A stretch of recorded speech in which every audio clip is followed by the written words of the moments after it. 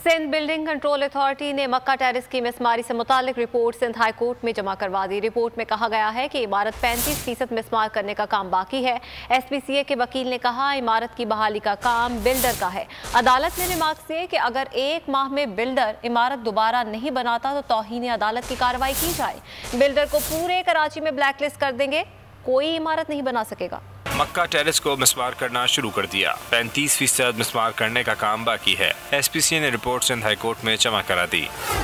मक्का terrace से गैर कानूनी तामीरात के खात्मे से मुतालिक दरख्वास्त की समाअत। जस्टिस हसन असर रिजवी ने SPCA पर इशारे बरहमी किया, इफ्तिसार किया।